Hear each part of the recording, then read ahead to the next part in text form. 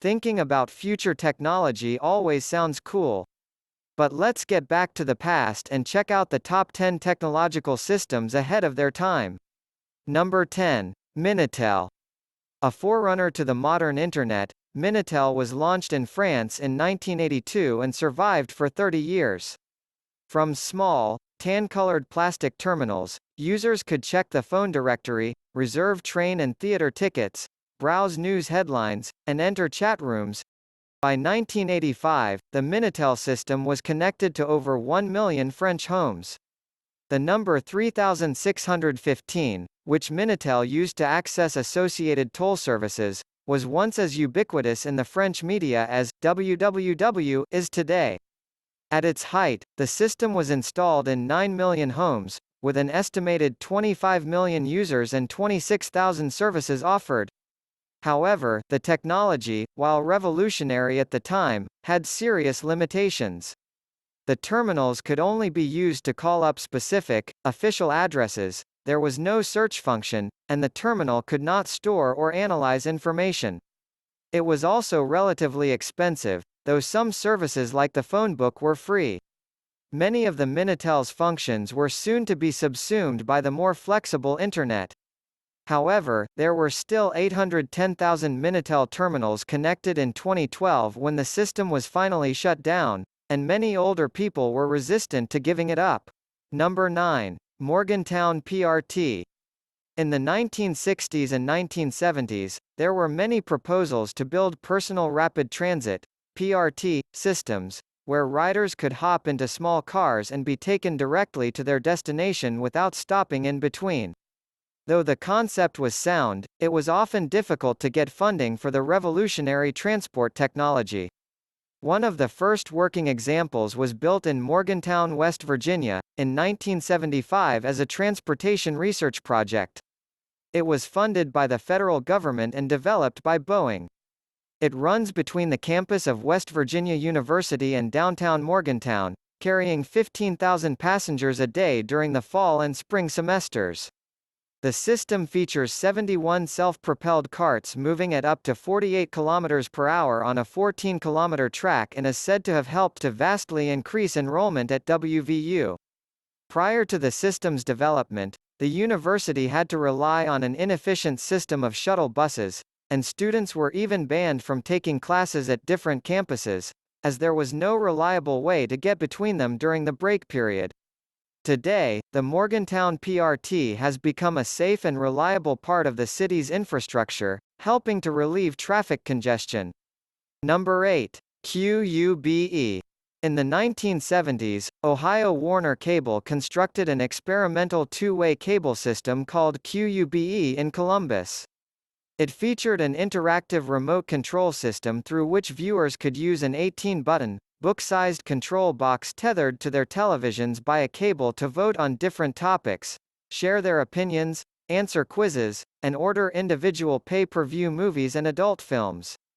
Most of the programming was local or imported from stations in Indianapolis, Cleveland, Cincinnati, and Athens, with 30 channels overall, including 10 pay-per-view channels. The QUBE system was one of the first to allow viewers to give their responses to what they are watching, such as presidential debates.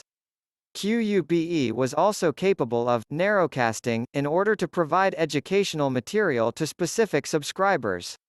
Though popular with residents and cable enthusiasts, the costs of the experimental network caused Warner to go into debt, and they eventually shelved the system after 6 years of operation. Number 7. 6degrees.com. The first popular modern social networking site, 6degrees.com, was launched in 1997 and had up to 1 million members at its peak, though it's virtually forgotten today. It was founded by financial analyst and legal professional Andrew Weinreich based on the idea that every person on Earth is only separated by 6 degrees.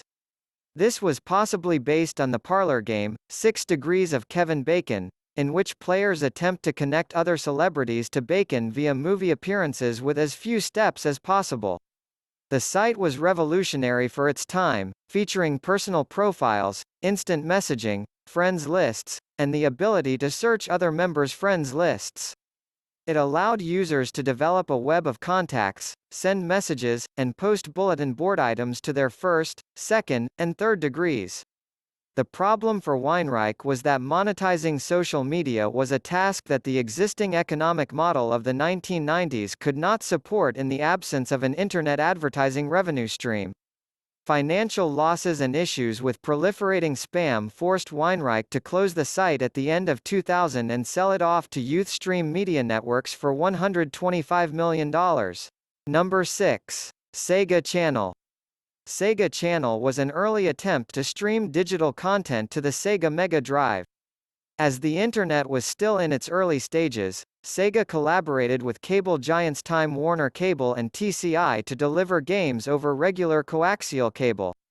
Users would pay a $15 monthly fee, and $25 installation fee, to receive an adapter that fit into the console cartridge slot, which would give access to around 50 games, rotated and shuffled on a monthly basis. These could include catalog titles from Sega, other third-party publishers, demos for upcoming games, and even access to games not available in the United States. The Sega Channel sent a signal to the adapter allowing you to download games, which took a few minutes at most. However, each time you turned the console off, the content was wiped. Noise on the coaxial cables caused downloads to terminate, forcing the cable companies to take steps to clean up the signal, which became part of the drive for digital cable systems. At its height, Sega Channel had 250,000 subscribers, but as Sega lost market share to Nintendo and put its weight behind the doomed Saturn system, Sega Channel became regarded as redundant and was ultimately shut down in 1998. Number 5. Internet Talk Radio.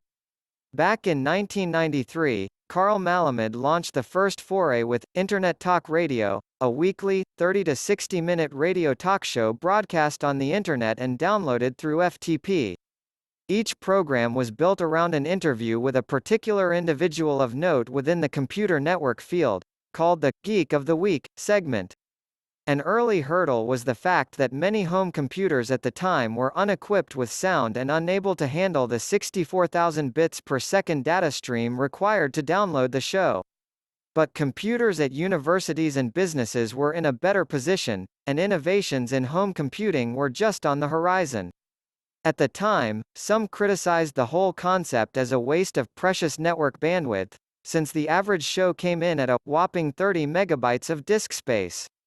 Malamud would defend the concept as being a new and flexible media form, which people could download and listen to whenever they liked. For those who couldn't afford the bandwidth, the show could also be subscribed to via cassette tape. As a proof of concept, though, ITR helped to launch a revolution in audio publishing through the Internet. Number 4. Spot watches. In 2004, Microsoft announced SPOT, standing for Smart Personal Object Technology. It was the first attempt to create a smartwatch, using FM signals to receive news, weather, stocks, the calendar, downloadable watch faces, sports, daily diversions, horoscopes, and lottery results. You could receive messages through the watch from MSN Messenger but couldn't reply. Suunto, Fossil, Tissot, and Swatch offered Spot-capable wristwatches, which weren't cheap, along with a Microsoft Spot service costing $39.95 per year or $9.95 per month, plus tax. The use of FM was also an example of poor timing, as cellular broadband was just starting to get off the ground. The Spot watches were discontinued in 2008, but existing customers were able to continue to use them through the MSN Direct service. While companies like Samsung and Apple currently develop more advanced smartwatches, many people have looked back on Spot watches with a positive eye. Number 3. Dynavert. This Canadian experimental aircraft, known as the Canadair CL-84, or Dynavert, was developed between 1958 to 63 as one of the first (STOL) vertical short takeoff and landing, close support, utility transport aircraft ever created. It could tilt and lift its wings 90 degrees and was able to land, take off, hover, and maneuver like a helicopter. It had a simple control system largely resembling a normal, fixed-wing plane, except for the wing tilt function, and had smooth maneuverability. It represented a number of significant aviation innovations, such as a large chord wing which was to be immersed in the propeller slipstream, large propellers on a pair of power plants, engines and rotors connected together by intricate shafts and gearboxes, and a stability augmentation system to reduce pilot workload at low speeds. Canadair's analog computer facility and a cockpit mock-up were even used to develop an effective flight simulation system. Number 2. Early television. The technology was developed in England in the 1920s. Mechanical television stations were active for a few years in the early 1930s in the United States but were off the air by 1933, though they hung on longer in Europe. Mechanical television suffered from poor resolution, noise, and a somewhat harrowing viewing experience. Mechanical television lost out to electronic television, which enjoyed superior fidelity and resolution and didn't feature spinning discs of death that were prone to flying off the machine. Electronic television pictures were displayed on a cathode ray tube 23 to 30 centimeters in diameter with a blue-white tinge. Electronic television was introduced to the United States at the 1939 World's Fair in New York, with regular programming launched soon after. Number 1. Project Cybersen. In the 1950s and 1960s, thinkers in the Soviet Union speculated on the development of a national computer network in order to help manage the socialist economy. This burgeoning science was known as economic cybernetics, promoting the concept of using an automated computer network to further the construction of the material and technical basis of communism. Although they caused significant concern in the West, the dreams of the Soviet cyberneticians never came to fruition, due in part to technical obstacles like the lack of reliable peripherals and modems, poor telephone line quality, and a weak software industry. Economic cybernetics did get off the ground in one unlikely place, Chile. In the 1970s, the radical Marxist government of Salvador Allende employed an eccentric British scientist named Stafford Beer to embark on a bold scientific experiment called Project Cybersen. The idea was to create an electronic nervous system for Chilean society through an interactive national communications network allowing the public to express their feelings and opinions to the government. The system featured a futuristic, hexagonal operations room where operators could sit on white, fiberglass swivel chairs complete with orange cushions, drink holders, and ashtrays.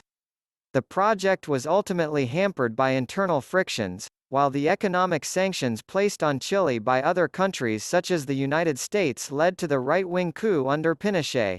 With that being said, here we come to the end of our video. I hope you like this video. If so then, don't forget to subscribe to the channel so you never miss any video. See you in the next video. Till then, take care. Thanks for watching.